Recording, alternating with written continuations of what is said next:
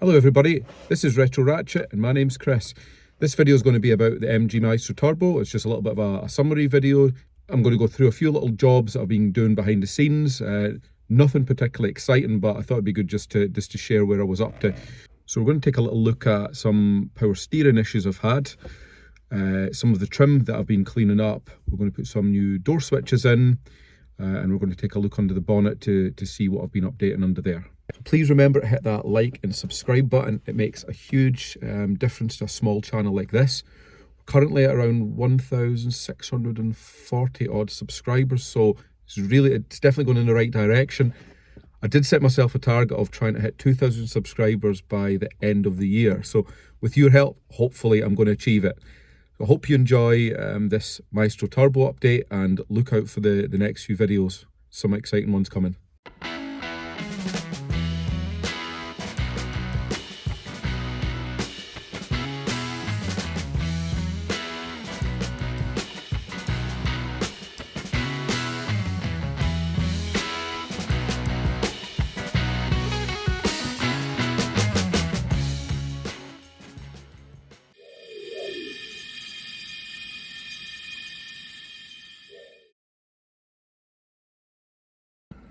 Right, so a little bit of detail in here on Maestro. So trying to sort out this back window seal.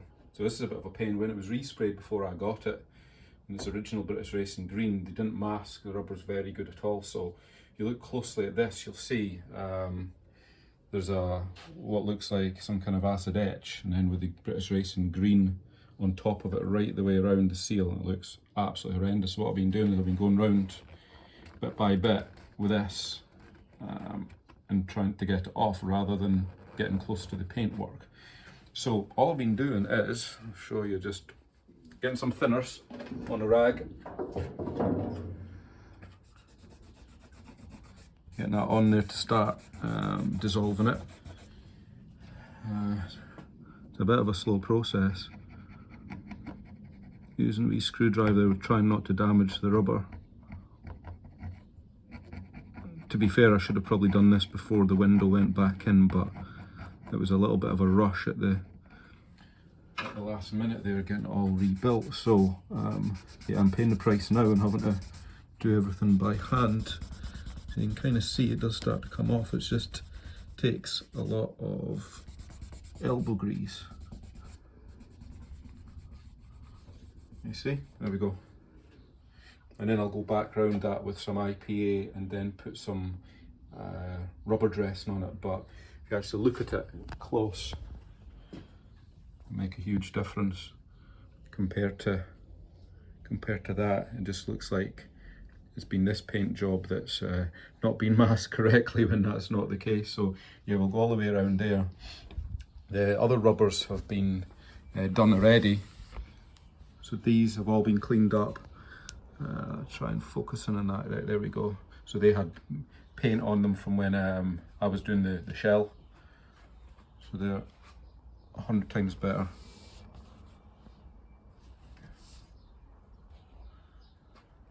Yeah, so it's just a case of keeping on going around the car and finding any little things like this that I didn't like, trying to get them sorted. There we go. That's one half done. You can see the difference there on along, whereas if you compare it this side, they just look worn and tatty there. Big huge difference, eh? Right, next mini job on the Maestro is these roof trims. I never ever fitted them back up after the respray.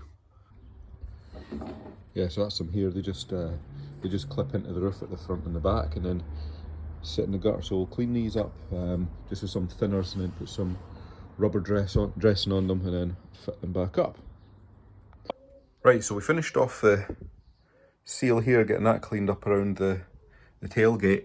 And you see there, made a huge difference on that. So it looks like brand new now. So that's that one done. I've also got these roof ones on now. They've all been cleaned up and treated with some rubber dressing, so they're looking pretty smart. And next on the agenda today is going to be another pretty boring job, unfortunately. That's going to be these rubbers. Again, green overspray from when it was painted before I got it, so yeah, they look pretty horrendous. So get that taken off. I'll probably do that on the bench.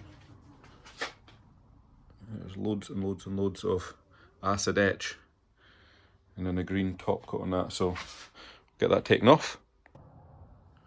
Right, that one took a wee bit longer than expected. Very manual trying to get all that paint off, but they look spot on now. It's a case of using a wire brush, a toothbrush, a cloth just with thinners, and that's them all dressed now. So that's looking pretty good. Right, next little job to do in the Maestro is these door switches. These are the ones that just turn the interior light on. So they've definitely seen better days, and plungers are missing out of them. So got these ones online, very similar, look like Land Rover ones. So I'm going to fit these up today. It's just a single wire that goes in the back and they just go on the pillar behind the door. So managed to find the original 4 screws, cleaned them up as best I could, so we'll reuse them. Right, so it's just a single screw to fit these. It should just be a case of putting this spade terminal on, putting it back through.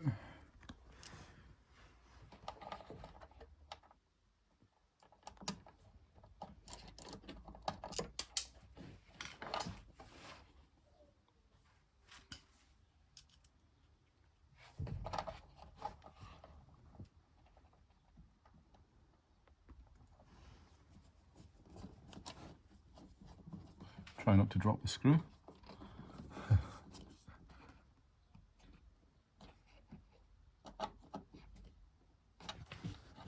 That's it. That's that one done.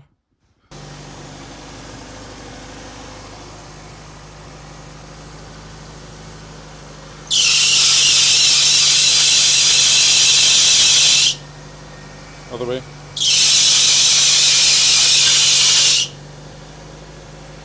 Right, so that's everything off and on the bench now. So it's gone with the plan that it's just the pulleys that are the problem. That, well, my mistake really. I painted them, and when you feel them there, they are really, really smooth. I don't think there is enough grip on the belts when that's going round, and that was certainly stalling. You might have been able to see that from the last video. So the plan's just going to be wire brush these back down, get all the paint off them, refit them. I've got a new drive belt, just in case the surface of that's glazed or anything. Put the new drive belt on, tension it, fingers crossed, and that's the one for that goes in the water pump. So same for that, you know. I'll the ribbed part, that's for the alternator drive belt, and that's obviously for the power steering belt. So we'll clean both of them up, put it all back together, and fingers crossed that solves the problem.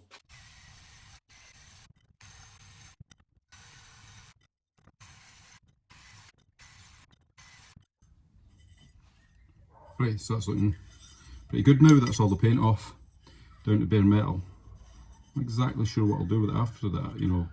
Ultimately I might need electroplating or something, but that should rule the paint out the equation anyway, I would say. Yeah, that's looking pretty good. Do the same with this one.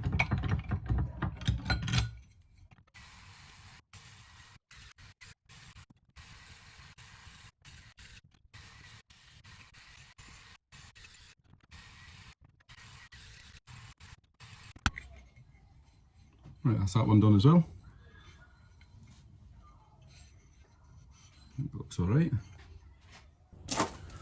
Right, so wish me luck. That's everything reassembled now.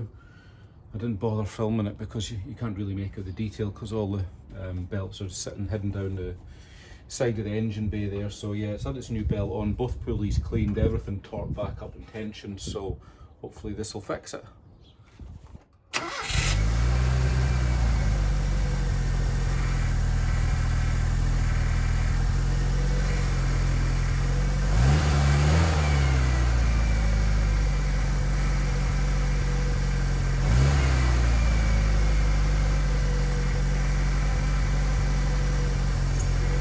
we were fortunate enough to actually locate a decent set of used sun visors. So these ones are by no means perfect, but they're a million times better than the ones that were on it. They were totally coming out, the fabric was just tearing away from them. So this is a good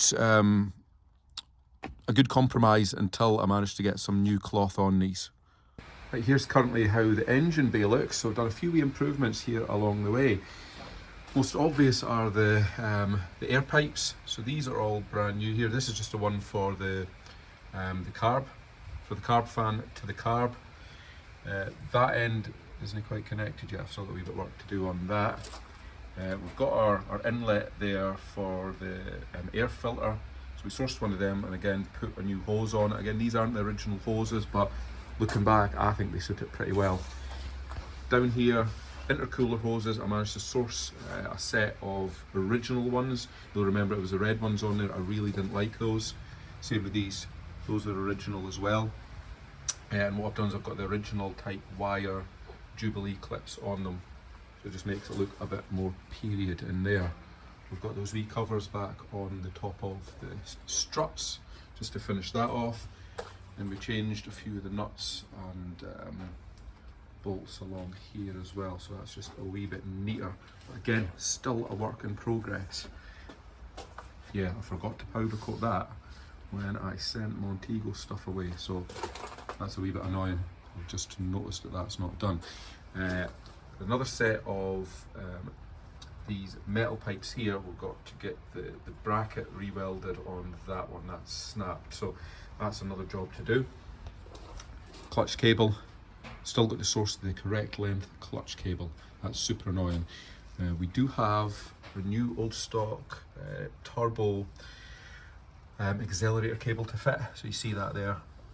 That's definitely seen better days and doesn't do the car any favour, so that will be switched out in due course. I've got another few jobs to do and I'm going to do those all in one and on a separate video. And got a wee bit to talk about on the carb cooling fan on the next video. So yeah, I think that's a nice wee roundup of what the engine bay is looking like. It's definitely a lot better with those original coloured pipes on them, I would say.